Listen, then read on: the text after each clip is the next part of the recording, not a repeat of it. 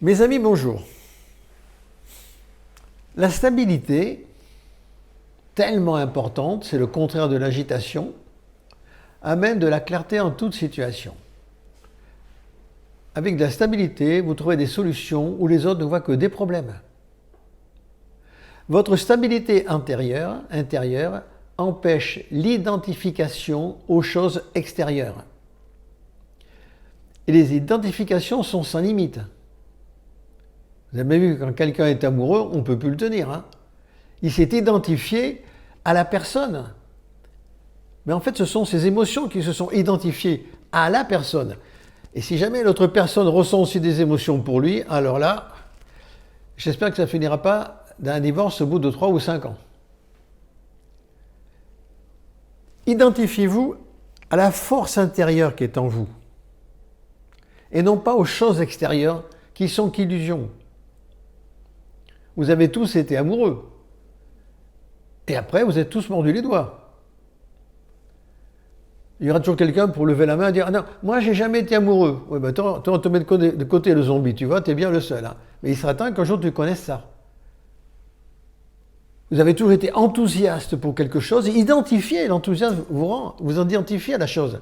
À la belle voiture, à la platine, je ne sais pas moi, tout ce que vous pouvez vous identifier.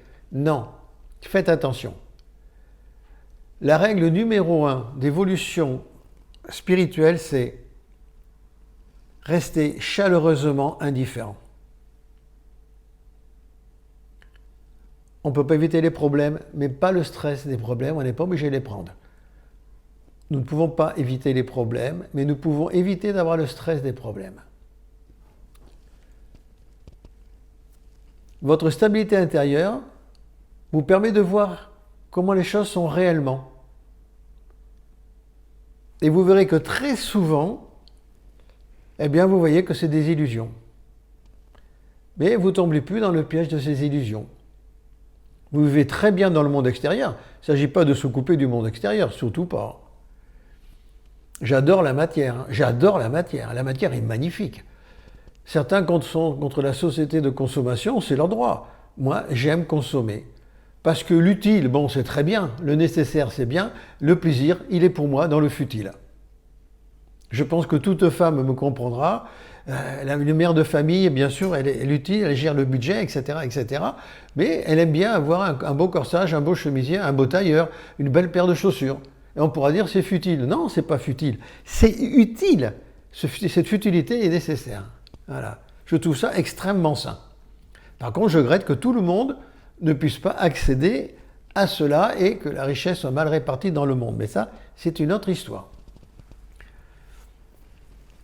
Votre stabilité protégeant votre mental de toute illusion vous évite toute agitation stérile à l'intérieur de vous et à l'extérieur même. De même, en corollaire, alors là je ne vais pas me faire des amis là. En corollaire, votre stabilité vous fait disparaître toute illusion religieuse, philosophique, raciale, etc. Eh oui, vous voyez les choses avec clarté telles qu'elles sont. La stabilité, c'est la clarté. On profite de tout, mais on n'est pas identifié à ce dont on profite. Mais j'aime bien les religions. Hein. Si ça peut vous intéresser, je suis catholique. Hein. J'ai jamais relié ma religion. Je ne vais pas souvent à l'église, non, mais je suis ce qu'on appelle un déiste, voilà. Mais le nom de Dieu, je vous dis, est très très relatif. La force, c'est bien, la vie, c'est bien, Bouddha, c'est bien, Allah, c'est bien, Shiva, Vishnu, tout ce que vous voulez, Kundalini, Lakshmi, tout ce que vous pouvez imaginer, du moment que c'est quand même bénéfique. Et la stabilité vous ramène à l'un, à vous. Tant que vous êtes agité, vous allez toujours vers l'extérieur. Vous dire, mais non, c'est à l'intérieur de moi l'agitation. Oui, l'agitation est à l'intérieur de vous à cause d'un événement ou de personnes extérieures. Tandis que la stabilité vous ramène à l'un. Un jour on est aimé, un jour on n'est pas aimé. Un jour on a plus d'argent, un jour on a moins d'argent. Un jour on est en bonne santé, un jour on n'est pas en bonne santé. Un jour on est mieux, un jour on est un peu moins bien. C'est tout. Il n'y a pas de quoi en faire un drame. La stabilité vous ramène à l'un, et là, c'est initiatique, vous permet d'attirer le meilleur du cosmos. car toutes les énergies bénéfiques ou négatives sont dans le cosmos. Par la stabilité, vous êtes rempli. Vous êtes moins dans l'action, donc vous êtes passif, vous êtes rempli. Et la stabilité renforce votre ténacité. C'est important la ténacité. On parle toujours de la volonté. Oui, donc c'est bien beau la volonté. Vous remarquerez qu'il y a toujours des mots à la mode. Actuellement, c'est le mot résilience. Ça ne veut rien dire ce mot-là. Il a fallu que je regarde sur Wikipédia. Ah, c'est rebondir. Mais moi, je préfère rebondir. Donc choisissez aussi vos mots. Ne vous laissez pas imposer des mots, d'accord? Parce que des mots imposés MOTS peuvent se révéler des mots manipulateurs et finir à des mots MAUX, d'accord? Donc, pas bon pour vous. La stabilité renforce votre ténacité. Elle permet de mieux contrôler votre vie. D'une façon indirecte, cela rejoint ce que vous connaissez sûrement, la loi de l'attraction, c'est-à-dire la loi des deux opposés. Exemple, positif, négatif. Homme, femme, etc. Là, je mets un peu d'humour quand même là-dedans, d'accord? La planète Terre elle-même est située entre deux pôles opposés, entre le pôle Nord et le pôle Sud, non? Alors, peut-on éviter la loi des opposés? Alors ça bouleverse beaucoup de chercheurs qui sont bouleversés par leur recherche spirituelle. Ils donnent une importance incroyable à leur recherche spirituelle. Ils recherchent, mais ils ne trouvent pas. Ils n'arrivent pas à l'unité, ou ils font semblant d'être dans l'unité. Oui, on peut éviter la loi des opposés, vous pouvez l'éviter. C'est-à-dire en vous considérant comme la totalité de l'univers. Mieux encore, en vous considérant comme Dieu, le soi, la force primordiale, le créateur de cet univers. Là, oui. Là, évidemment, vous êtes dans l'un. Le tout, c'est d'arriver à l'être profondément dans l'un. Comme moi, ça m'est arrivé. Sauf que moi, je n'ai pas eu d'effort à faire. Ça m'est arrivé tout seul. C'est après que j'ai fait des efforts et des erreurs. Erreurs nécessaires pour pouvoir conseiller les gens. C'est passionnant, vous savez, le monde invisible qu'on ne voit pas. Mais le monde visible est passionnant aussi parce que l'amour, l'amitié, l'argent dépendent des autres.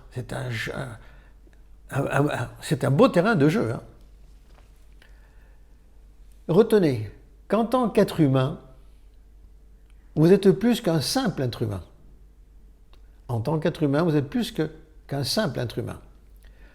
Sinon, si vous n'acceptez pas ça, vous serez comme les autres humains. Vous allez naître, vivre, mourir, comme eux, vie anonyme parmi les anonymes. Quelques diplômes, quelques décorations peut-être. Une paire de timbales plus jolie, n'importe quoi. Non, non, c'est pas ça. Ne vivez pas comme un humain. Vous pouvez mieux vivre qu'un humain, tout en étant humain. Il faut savoir que l'existence, en moyenne, est vécue à 90% dans l'inconscience. Même habitude, même parole, même geste, etc. Votre inconscient vous gère plutôt, alors que ça devrait être l'inverse. C'est vous qui devez gérer votre inconscient. Que comme votre inconscient ne dort jamais, il nourrit votre conscient. Votre conscient, lui, dort. Mais pendant que votre conscient, qui a voulu des paroles positives, de très belles choses, si l'inconscient n'est pas d'accord, la nuit détruit tout. Hein. Donc c'est vous qui devez gérer votre inconscient au lieu que ce soit lui qui vous gère. Par la stabilité, il sera stable. Par l'agitation, il vous jouera 1000 tours. Gérez vos pensées. Elles accompliront ce que vous voulez. Parce que si elles sont bien gérées, pourquoi feraient-elles autrement? Elles vous aideront. Une question, si vous gérez vos pensées dans le bon sens, vous ne seriez pas plus heureux? Pourquoi ne pas le faire? Pourquoi vous laisser rouler dans la farine, berner comme les autres êtres humains? Maintenez bénéfiquement vos pensées, vos sentiments, vos émotions, et vous voilà déjà heureux, stable. Cessez également de vous comporter comme des fauves qui ont toujours faim. Vous êtes des humains, vous n'êtes pas des animaux. Maintenant, une révélation. J'en fais des révélations, mais celle-là me paraît importante. Plus de la moitié de ce que souhaite un être humain lui est déjà arrivé dans sa vie. N'en ayant pas conscience, nous pouvons s'en contenter L'être humain se focalise sur ce qui ne lui est pas arrivé ou ce qu'il n'a pas obtenu. Résultat, fatigue, épuisement, stress, déception. Éternellement dessus, éternellement affamé, se faisant du mal, il se plaint sans cesse.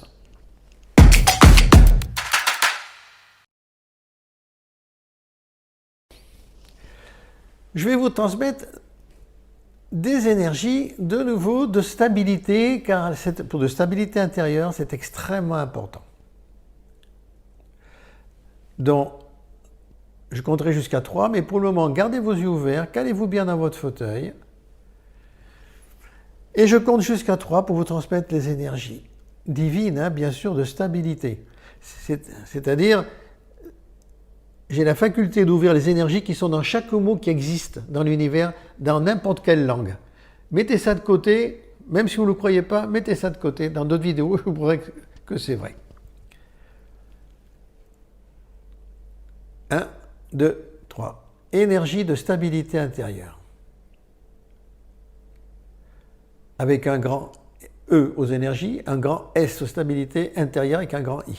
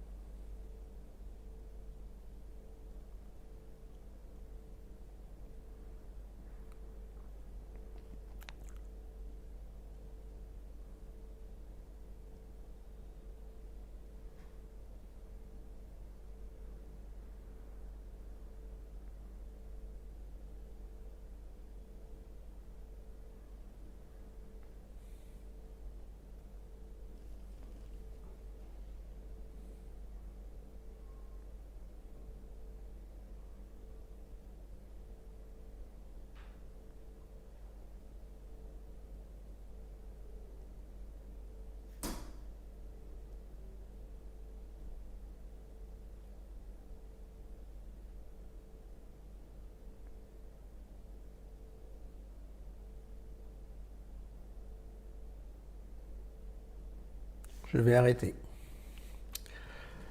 Rendez grâce ou remerciez la divinité, ou la vie, ou la force, qui vous voulez. Si vous ne croyez en rien, ben rendez grâce à la vie, au moins vous êtes en vie. Pendant que je vous parle, il y a des gens qui meurent à l'instant.